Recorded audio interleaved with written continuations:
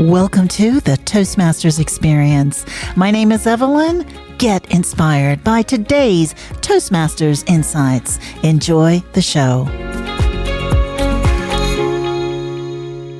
And welcome to another episode of the Toastmasters Experience. I'm excited and delighted to have Roger Caesar on the show today. I'd like to welcome Roger. Thank you very much, Evelyn. I am very, very honored to be here with you. Yeah, and I'm so excited to have you here. So we're going to start at the very beginning.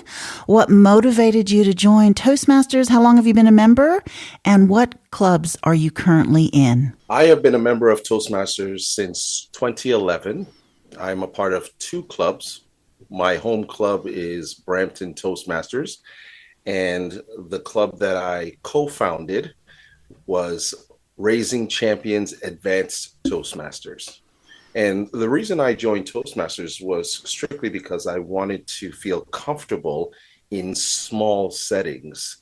I'm a business owner. I had a family-owned business, and when I took over the business, I realized that I got very nervous when I had to present in front of executives in a small setting, in a business meetings. And that was the genesis of why I actually joined Toastmasters, so that I can feel comfortable in those types of moments. So what has been something about Toastmasters that has actually surprised you? I think it's the overwhelming support that you get right from the beginning when you walk through those doors. That was initially what really attracted me to the organization, was walking through those doors that first Wednesday and realizing that everyone in that room was welcoming, was very energetic. And on top of that, I saw firsthand that if people were making mistakes, that they were supported. And I think that's what really drew me in. So it's fair to say that you were pretty hooked when you first joined. Yes, I was. I mean, the person who came to the door and greeted me was very enthusiastic. And I got to admit, at first I said, well, maybe this is not the place I want to be. I was ready to walk right out because she was right in my face. I decided, let me give it a try. And yes, I was hooked on the first day. I think I joined the first day, if I remember correctly. If not the first day, the second time that I went, I joined. You just mentioned that you own a family business. And so with the family business, so I'm assuming that Toastmasters, did it help you then to be able to speak to those executives? Oh, most definitely. Most definitely. Yeah. I had felt in that moment, the whole story, the backstory behind it was, I walked into a brand new supervisor's office of one of our long-standing customers. And when I went in to introduce myself and to have a conversation with him, he just stood there. And I realized in that moment that he was an introvert. And conversing with him in that moment was not his forte. And what was only 5 minutes felt like 5 hours. And I remember saying to myself when I left there and I got back to my office that I never wanted to feel that intimidated anywhere, any place, at any time. And that was the whole reason why I looked up where I can learn to be a proficient speaker. And Toastmasters was the first thing that came up. So I know that you've competed a little bit in a few contests. Explain that first time you actually participated in a contest. And how long were you a member at that time? I've competed probably about, I think it was 6 months in. I joined in February of 2011. So it would have been the humorous speech. So that's even a little more than 6 months, maybe, or around that. Back in September or October is when we had the contest, and somebody said to me, hey, you know what? Why don't you try it out? You don't have to have any prior experience to compete in this contest, so try it. And before that, the reason why I even got motivated to do that was after I did my first icebreaker speech. There was a gentleman there named Sanjay Sharma who looked at me with these stoic eyes and came over during the break and put his hand on my shoulder and said, you will be a champion one day. I can feel it. And I laughed at him. But I have a competitive spirit within me. I was an athlete all my life. So once you start putting that thought into me and putting that seed down, every time when I spoke, he would always say it to me again and again. I said, okay, well, let me try it. And Evelyn, that first one, Mm-hmm. although it was a thrill to be in the contest, Mm-hmm. I bombed. It was horrible. I learned very quickly that you could be a naturally funny person, Mm-hmm. but to create a funny and humorous speech is completely different. I've actually found through the years the person who wins the humorous is the one you least expect, but they're the one, they just seem to know the formula, so so It's true. yeah. You're very right. It's all about how you deliver, the pauses, the expressions on your face, the moments when you allow the audience to laugh, and sometimes it's just having that raw style that makes people just laugh. And I knew I had it, but I had to learn how to create it within a speech. Okay. And so how did you create that then? How did you practice to create that? Well, that comes from looking at the other proficient speakers that are in your club and in your district. I started to really study those that I saw who were successful, especially in my club. The person that was consistently beating me, his name was Tim. I remember every time when he went up, he didn't have this overwhelming style of humor, but he had this dry humor about him. And for whatever reason, it always worked. And then I'd look at other people that I'd see within the district and I'd watch them and how they performed. And I just learned to take little bits and pieces. And that's what I always tell people. You want to be the best version of yourself when you're a part of this organization, but it helps when you grab little pieces of those individuals who you feel can really illuminate who you are or who you want to be. And that's what I did. Of the competitions, is there one that you prefer, like Table Topics International, Humorous, or Evaluation? Oh, by far, it is the international. Of course. Of I've course. had success. I've had success. I've had success in all of the contests, but the international is my favorite. So are you going to keep going till you win? Well, here's the thing. I've won 6 speech championships in my time as a Toastmaster. I have been to the World Championship of Public Speaking 4 times, and in 2021 placed third in the world at the World Championship of Public Speaking. I have competed every year, maybe except for 2 years prior to 2021. I've tried to always keep that competitive spirit. The fact that I have had such success in my district, I feel at this point that I would never close the door on competing. My role now is to help the next wave of speakers. And that's what I'm doing more and more nowadays, is helping, coaching, teaching them the various skills that I have learned throughout my time and allowing them to have their moment in the spotlight. Mm-hmm. I think that's what anyone who has learned or has succeeded in Toastmasters should be doing. That doesn't say that they can't compete, and I would not close the door. In fact, last year, I finally won the Table Topics contest, which was actually the first contest that I made it to the district championship with in 2013, mm-hmm. but I placed second at that time. Mm-hmm. So I still did compete, but my focus is more about helping others now. So Roger, I know you've just shared that you have been on the world stage 4 times. Now, share that experience with us. Wow. I mean, each one was different in its own right. I'm a competitor through and through. So when I first made it there in 2015, I was consumed with being the very best. And I guess anybody who competes at a high level wants to do that. But I have had some hardships, some real hardships in these things, hardships that have really shaken me to the core when it comes to competing. My first time there, I was doing a speech about my grandmother, who was at the time 95 years old. She had taught me so many experiences in my life, so many funny moments, and I wanted to honor her when I first started the international speech contest. Well, 2 days before I reached Vegas that year, she passed away. And it was devastating to me.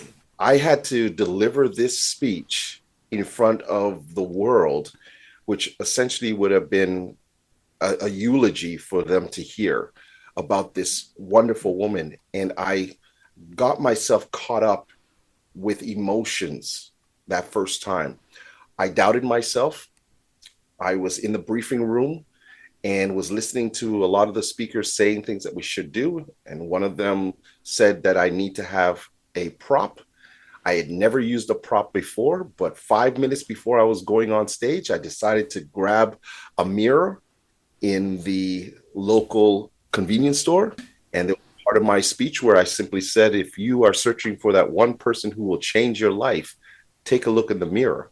It all begins with you. And I went to put the mirror back into my pocket and it would not go back in, Evelyn. Oh. And I'm sitting on stage and I already know that I have lost because I can't seem to get this thing to go back in. So I'm trying to speak and it won't go in. So I finally did one last ditch effort to try to put it back in and it fell on the ground and it broke. Oh my God. That was my first ever experience at the World Championship of Public Speaking. So you can imagine I was completely devastated. I ran out of that room and I always said to myself, if you give me one more chance, I really would like one more chance. Mm-hmm. And, I was blessed to go back my second year, which was in 2016.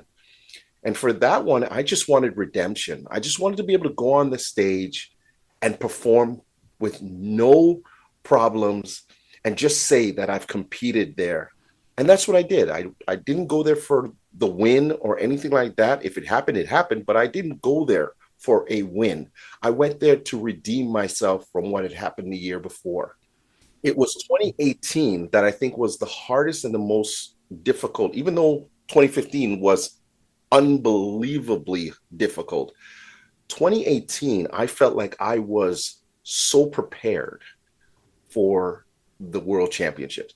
And when I got there and I did my speech and I sat down, I remember my fellow contestants saying, well, who's going for second?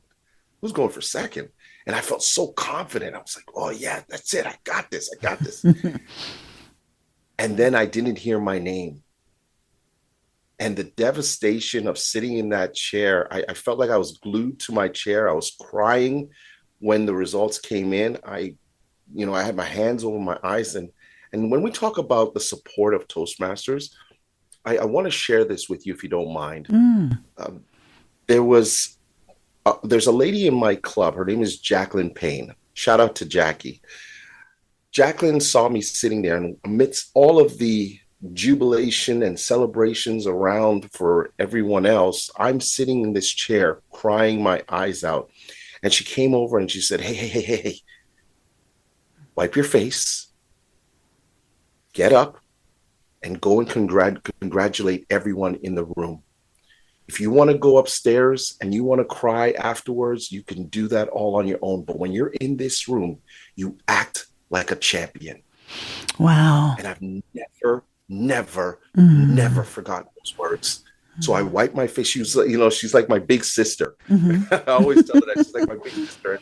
And I wiped my face really quickly and I cleaned myself up and I went around the room and I said congratulations and everything. And the greatest part of doing that, which I did not get until it happened, was that there were so many people in that room that came over to me and said, wow, I thought you had it. I loved your speech. Can you come and speak here? Can you come and do an interview here? Can you come and do this? But if I had sat there and moped in that moment, that would have never happened. So I always thank Jackie for those powerful words of wisdom in that moment. And then, of course, 2021, I had learned from those previous experiences that I was taking it too serious. Yeah. I was so consumed with winning that I thought of nothing else in those moments. I wanted to win. I was so consumed by that this time around I said, I'm just going to have fun. And it may Mm. seem simple and a cliche, but it was the difference between those previous years and 2021. I was not this technically sound guy, but I challenged myself to be in that realm that year. But I also said, we're going to have fun with this. We're going to enjoy this moment. Mm. And lo and behold, I came out top 3 in the world. I mean, you're a winner already to be a semifinalist. I mean, that, and even in the top 8, anyone is a winner who gets to that level. And yeah, so and you've worked for it. I think when you work for it that hard, the win is so sweet, isn't it? I think it's sweeter, because it's just interesting, like a few years, there have been people who've won and they haven't been a Toastmasters member for very long. So that's been sort of an interesting thing because once you win, you can't really compete again, can you? No, once you win it all, like when you become the world champion of public Yes. speaking, it's the only contest that Yeah. once you've won it, you are ineligible to compete again. Yep. But you know what? Hmm. I think what you say is very true. When you really work at it and you've faltered a few times or you've had your moments where things didn't work out, it really builds that strength within you, that resilience, and what I talk about, from resistance to resilience.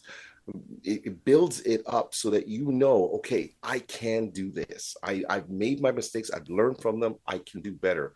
Sometimes when you win it right away, you don't know what that feels like to Mm. falter or to have that happen. Hmm. So I wish all those who have had those moments when they do win right away, I'm so happy for them. But when that moment happens, when you don't have that win or you don't have things go the right way, that's where the growth happens. That's Yes. where you Mm. start to learn, okay, what did I do wrong? How could I improve? What can I do better? Mm. That's where it comes in, right? Hmm. And I've always said, I'd rather choke on greatness than to nibble on mediocrity. Yeah, love it.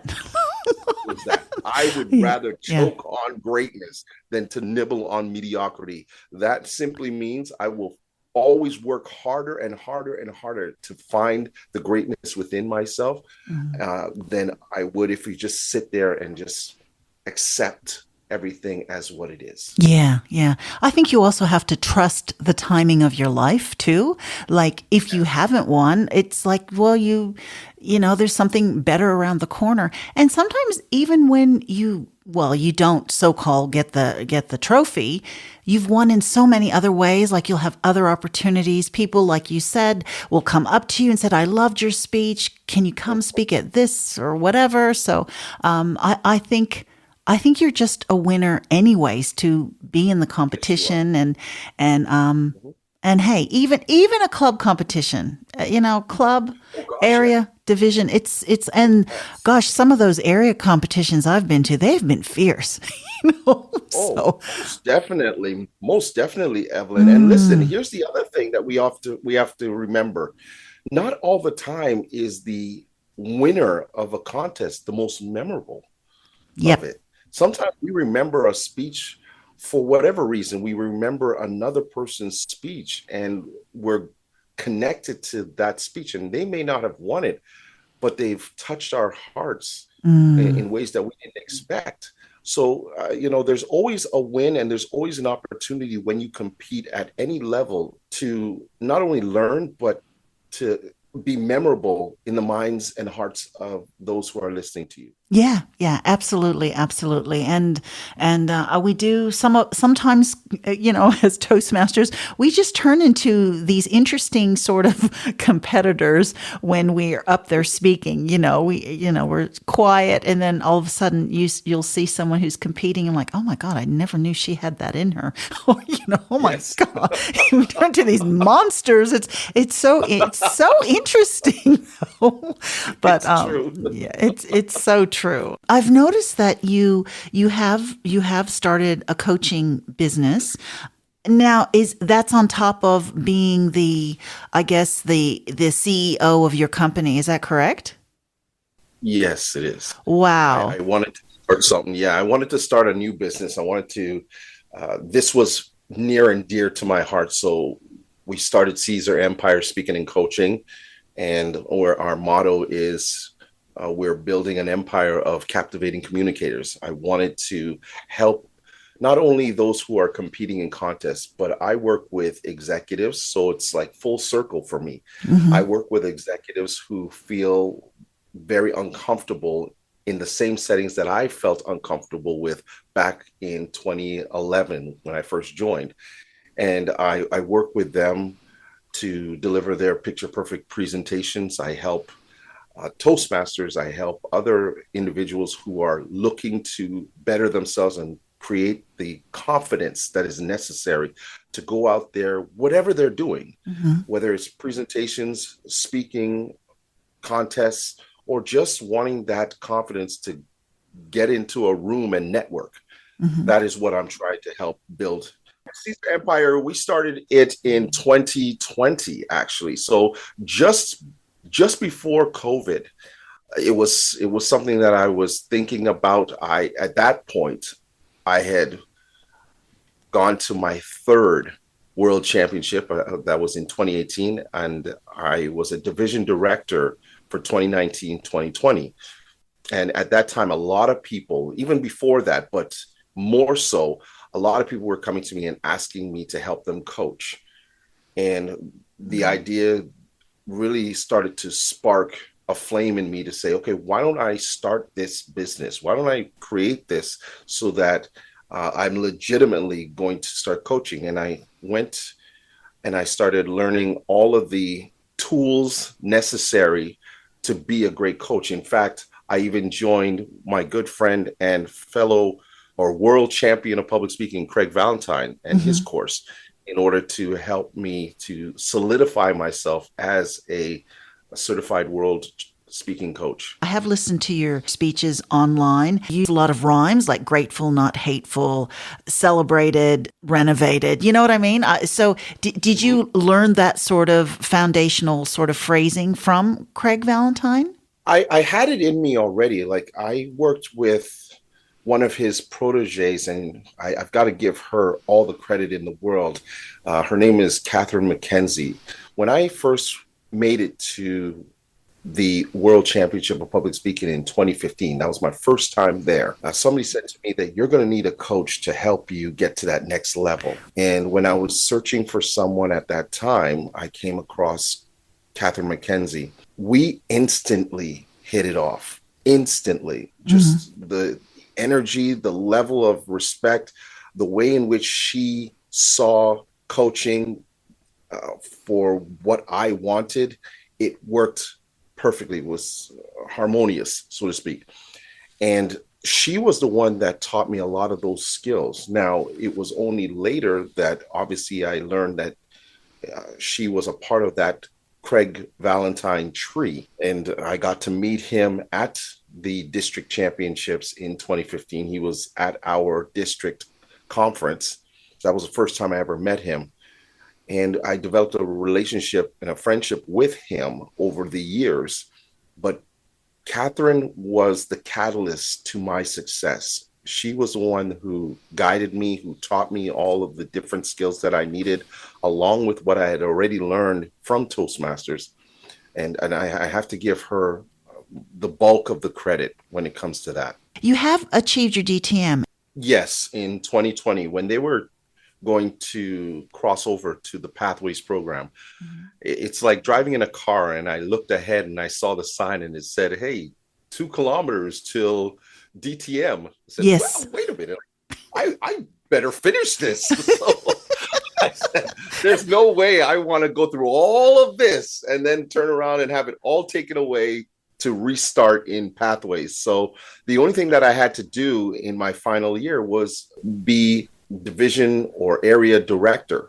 And so I decided to be a division director in 2019, 2020, and completed my DTM. It sounds to me that Toastmasters has actually brought you something that you didn't even realize. So you joined because of your job, or you become a better speaker at being a CEO for your company.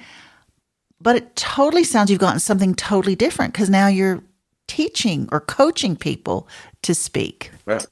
Wow. Yeah, most definitely. Again, I think that Sanjay, when he kept reiterating that I would be a champion one day, that was what it was for me, was hearing him say that over and over again. And so I realized that I wanted to compete. And of course, once you get a taste of it and you start getting successful, it's almost like a drug, so to speak. I wanted to continue to be on that stage and to hone my skills as a speaker. What I've realized over time is that there is a passion for it now. I have a legitimate passion for getting on stages and speaking in front of hundreds, thousands of people on a regular basis. And I have a passion for turning around and helping others to open their eyes and see what they can do, regardless of which way they want to be on, or whichever way they wish to speak, whether it's on a stage or it's in the boardroom. I want them to be feeling that same feeling, that moment that Sanjay said to me, you can be a champion. Well, that's what I want to instill in my clients, is saying you can be a champion. Whatever you choose to do, you can be whatever it is that you want, as long as you put in the hard work. And there is a lot of hard work, and there's a lot of times when you have to question, which I've done. I've questioned many times if I'm on the right path, but I've had great people in my life supporting me all the way through in Toastmasters and around me that have made it easier to make this decision. So it sounds like you like giving motivational speeches, but is there a favorite speech topic that you like to give personally? Instead of motivating people, is there something that you like to personally talk about? Oh, it's most definitely, it's the going from resistance to resilience. It's taking your path and saying to yourself, well, you know what? I don't think I can. And turning it around and having them say, I can't believe I did. That to me is what I love speaking about, telling them stories, showing them how it can be done, and realizing the joy that comes out of it once you do. Right? I often tell people, don't let fear fool you, let it refuel you. Yeah, I love it. I have noticed you use those those words. It's just beautiful. Now you got to share a secret. Do you have a book where you write those all down? Oh yeah, I do. I have them in my notes. I have them in two places actually. I have it in a book where I write all of my. Sometimes these things just come to me. I'll have a thought or during my day something may happen, and I see something and I write it down. This is something that I've always done, and I even ask my clients to do it too. So I have my notes. If there is something that I heard. Right? Somebody says something in a speech, or I'm watching a program and somebody says something and I find it very profound, I will quickly write it down. If I have my phone with me, then I'll put it in my notes and then I will write it in my book afterwards. But yes, I do put these things down. I do write them down so that if there is an opportunity to use it in a speech, I can do so. Wow. Okay. Now you got to give us some more secrets and tips. What sort of books or other sort of motivational speakers do you follow? Podcasts? I know you have a podcast. We'll talk about that in a second. But are there any authors, books, speakers that you follow? Well, obviously, Craig Craig Valentine has been a huge influence on me after Catherine. And I love listening to him and to learn tips from him every time when I can. Uh, One of the speakers that I love listening to is Simon Sinek. And then there is, oh my gosh, I just lost my train of thought. Someone who I love listening to as well whenever he is speaking, because it's not the same as myself in terms of how he speaks, but he's just so motivating whenever I hear him. And that's what drives me. Dr. Eric Thomas, that's it. Okay. Dr. Eric Thomas. Okay. Anytime I listen to him, he just makes me want to run through a wall. Okay. And then, of course, there's the Les Browns of the world as well that obviously have influenced millions of people around the world. Mm-hmm. But I would say that those are the people that I truly like listening to and learning from. Okay. So it sounds like you're always learning, because I think being a professional speaker, you never stop learning. So you have to keep your ears, everything open, and being able to further yourself. Now, I know you have a podcast. Can you tell me a little bit about that? Yeah, to answer your question, yes, I am always a connoisseur of learning. I think that the minute you stop learning, you stop living. Right? Yeah. The minute you stop learning, you stop living. So you have to constantly be upgrading yourself whenever you can. Constantly upgrade yourself. The podcast came because Alexander Matt, who placed second in 2022, is a part of my district. Now, the history is that 25 years before I went on to place third in the world, no one in our district had ever made it to that stage and won.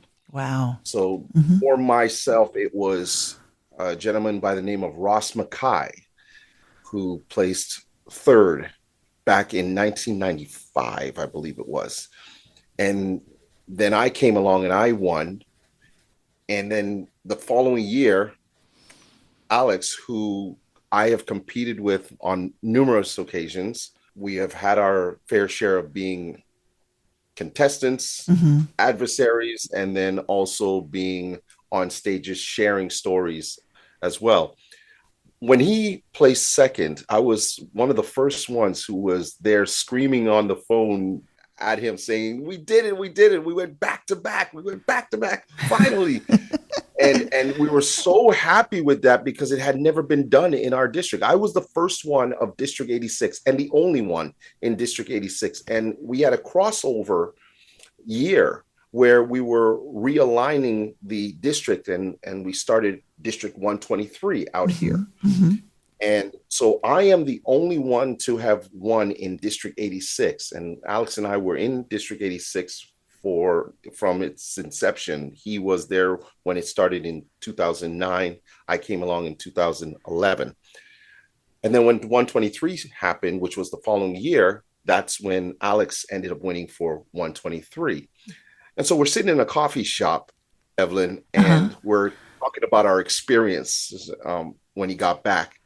And something just hit me. I just said, we should do something together. I mean, can you imagine how cool it would be that two champions are doing a podcast, teaching people the art of speaking and even broadening their horizons and talking about other ideas and things that are happening in our world? And he immediately said, "You know what? Yeah, let's do this." So we started it. And of course, we didn't know what we were doing at all. We had no idea what we were doing, but we decided, look, let's take a chance. As they say, you say yes and then figure it out. And that's what we've done. And so far, it has been a blessing in disguise. We have a lot of people who follow us both in Toastmasters and around the world. We're really happy about what we've been able to achieve with this podcast. And it's called Great Convos Podcast. And we have it on Mondays at 12:30 Eastern time on LinkedIn, Facebook, and on YouTube. And it is live. Yeah, I know. Live is can be a bit hairy at times, but I love that. I love that concept. And of course, after it's live, you have it recorded where people can watch it, continue to watch all your different episodes. Yes. Okay. Immediately once we finish the show, it's uploaded onto the various online Platforms. platforms, Yeah. and they can watch it there as well. Fantastic. So it's a weekly podcast. Correct. Every Monday Monday. at 12:30. Unless it's a holiday, then we don't have a show on the holidays. But Yeah. Yeah. yeah, every Monday we do it. So you sound really busy with your business, and of course your coaching business as well. Do you have a next goal or project within Toastmasters that you're working on? That's a good question, Evelyn. I believe that my role, as I've said, is to bring in the next wave of speakers. In terms of any personal goals when it comes to Toastmasters, I think I'm always wanting to improve myself. I still go to my meetings when I can. I don't get to get there as often as I'd like. But what I do is every once in a while, I will do workshops to help them learn the valuable tips that I've learned over the years. And that's for me my way of not only staying in touch with Toastmasters and what they do, but also gives me an opportunity to give back to my home club, which obviously all my success is from. And, I'll be at the convention in Philadelphia. I will be there again. So I would love to see anyone who will be listening to this podcast. If you have never met me or want to, I will be there. Please just come up and say hello. Yeah, I do love that about you, Roger. You do have this charisma that I think is very approachable. I mean, you're very approachable. I find just from even watching you on the videos and even right now, there's just something about you, and so it's charisma. I think that's something that actually I don't think that can be learned, or do you think that can be learned? Because I interviewed Furzy. I interviewed Furzy like a few episodes ago, but he's got that charisma too. Do you know what I mean? There's just something. Yeah. Yeah. Yeah. Shout out to Furzy. I mean, he's phenomenal. Just a wonderful performance at the World Championship of Public Speaking this past August. Absolutely wonderful performance. I was wishing better results for him, but it is what it is, as they say. But yeah, you know what? I think it's just something that you grow to be. It's your personality. It's who you are. I've Mm. always been this lovable, laughable type of guy that enjoys being around people. Now, if you had said that to me 30 years ago, I would be the guy that waits for everyone to come and say hello to me because I was a little shy Mm. growing up. But now I got to say that being a part of Toastmasters really built that confidence up. And I learned very early in my success that when I go out there, and this is important for anyone, that your first impression is the minute you come out of your car. Mm. Yep. Right. It's not when you get into the building and meet people. It's when you're in your car and you're coming out of your car because you don't know who you're going to meet in that parking lot that is important in that particular meeting that you're going into. Or when we're online, I always make it my duty before we get into the meeting itself to say hello to everyone online as best as I can. I mean, if there's hundreds of people that join the call, then it's very hard for me. But I try my hardest to at least say, hello, Evelyn, how Mm-hmm. are you? Or hello, this person. And that to me builds that connection, that small connection with those who I am going to be speaking to. And it allows them to say, hey, he was a pretty cool guy in that moment. And what does that do? it now gives a warm feeling for them to want to listen to whatever it is that you have to say when you get on stage. Yeah, definitely. I definitely can relate to that. Now, in saying that, what does communication as a whole mean to you? Communication is key. It's how the world works. It drives you when it comes to getting the respect and the level of understanding from others around you, whether it's in business, whether it's personal, it doesn't matter. If you cannot communicate authentically and articulate yourself in a way that people can respect you, you are behind the eight ball. So it is really important to understand how valuable being a great communicator is. We've seen it before. I know I have, where there are individuals who know their business top to bottom. And yet, if you put them in front of a mic, they do not know how to speak, but they have other people who will speak for them.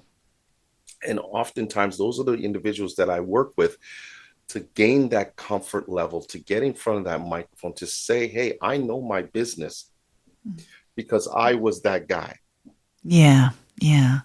Wow, I love that. So that's where your passion has come from. So I can't believe you were that guy, but I guess we all start somewhere, don't we?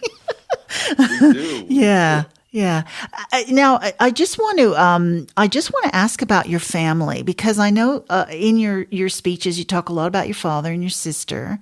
So are they still in Canada, and do they still motivate you? Yeah. Yeah, my sister is here. My parents retired. When I took over the business, my parents retired. So they've been gone back to the Caribbean and living a beautiful life down there. But they are still very much a part of my motivation and inspiration. My daughters have been a huge part of why I do what I do, because I want them to see a reflection of what good communication and what a good person who gives back is all about. I'm not perfect, and I am very quick to share my faults and my pains and my sorrows with my children, because I always want them to see the real picture, not a flower glass window that they look at and say, oh, this is pretty. My dad and my mom had great lives. No, we've always taught them that we've made a ton of mistakes. And I think that's important, that you share those vulnerable moments. And so when they see that, we have moments where I look at them and I see the things that they're doing, and then I put them in my speeches and I talk about moments that we share. So my sister and I have seen my sister have so much success in life and have great moments, and my brother as well. And my dad, although him and I had our issues when I was growing up, there's so much from him along with my mom that I have learned to take with me and use it in my current everyday life. Yeah, and stories connect too. So there's an authenticity about sharing stories, and when you're vulnerable, that I think that connects people even more. And I love. I can't remember what speech it was, but when you said you took over the family business and then he hired me, but then I fired him, or something like that. I love that. That was in my finals. That was in the World Championship. Oh, that was the World Championship. Yeah.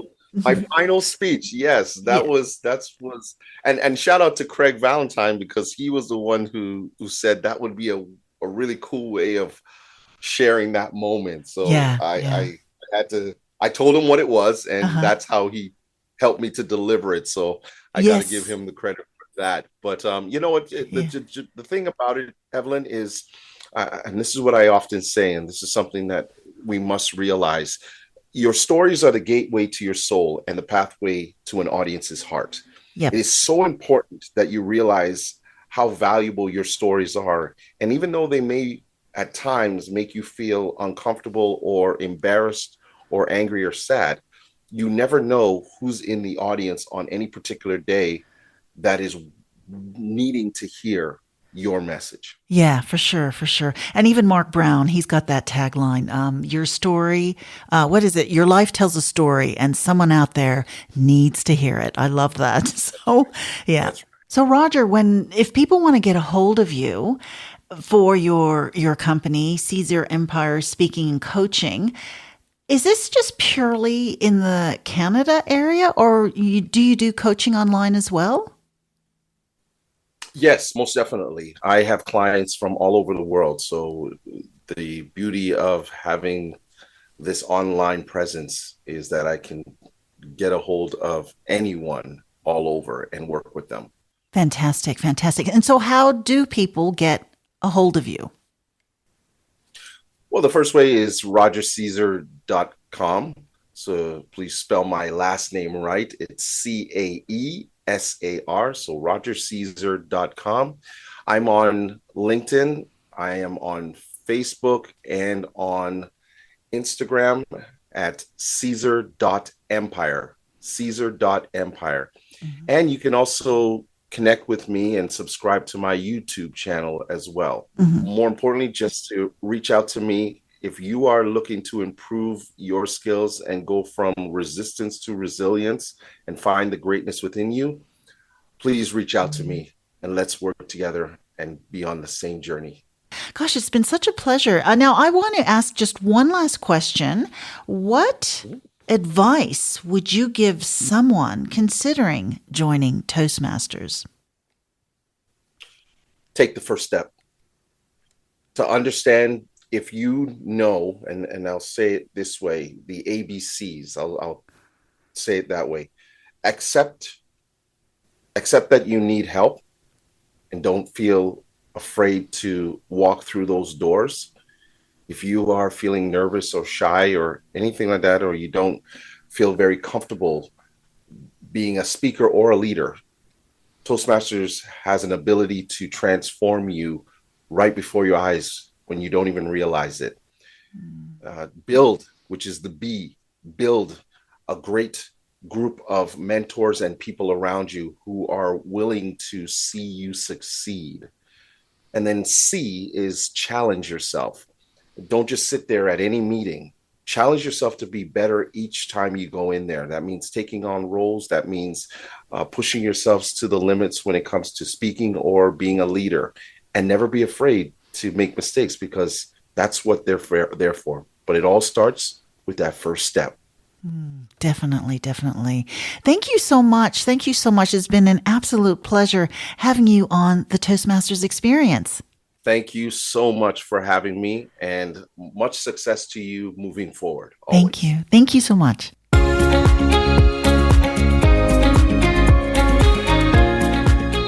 Thank you so much for your company. Please tune in next time to the Toastmasters Experience.